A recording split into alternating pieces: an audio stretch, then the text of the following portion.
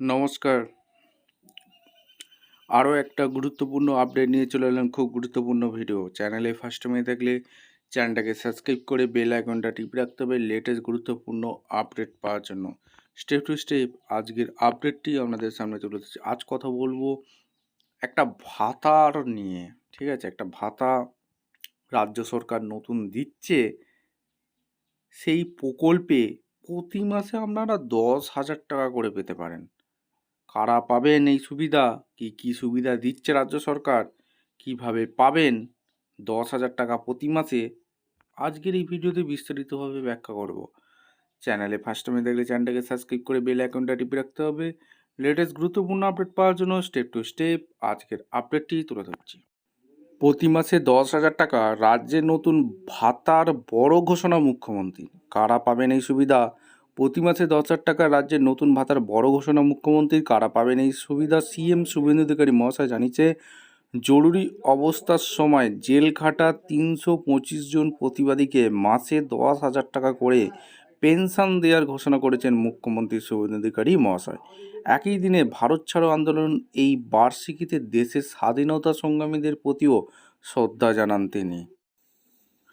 নতুন ভাতার ঘোষণা মুখ্যমন্ত্রী শুভেন্দু অধিকারী, প্রত্যেকে মাসে মিলবে 10,000 টাকা করে। গত রবিবার রাজ্য সচিবালয়ে আয়োজিত একটি বিশেষ কর্মসূচিতে মুখ্যমন্ত্রী এই ঘোষণা করেন।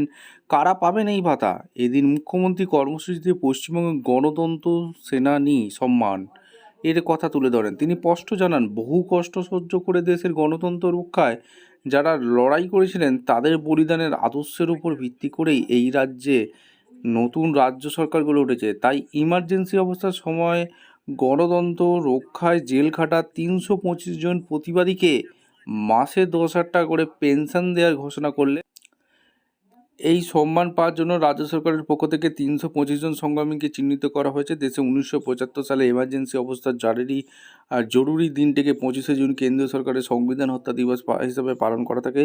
ইতিমধ্যেই বিজেপির একাধিক রাজ্যের সরকার জরুরি অবস্থার প্রতিবাদীদের সম্মানিত করার পাশাপাশি পেনশন চালু করেছে। চলতি বছর বিধানসভা নির্বাচনে জিতে পশ্চিমবঙ্গে প্রথমবারের জন্য সরকার করেছে বিজেপি। নতুন সরকারের আসার 3 মাসের মধ্যে একাধিক নতুন প্রকল্প শুরু করে দিয়েছে নতুন সরকার।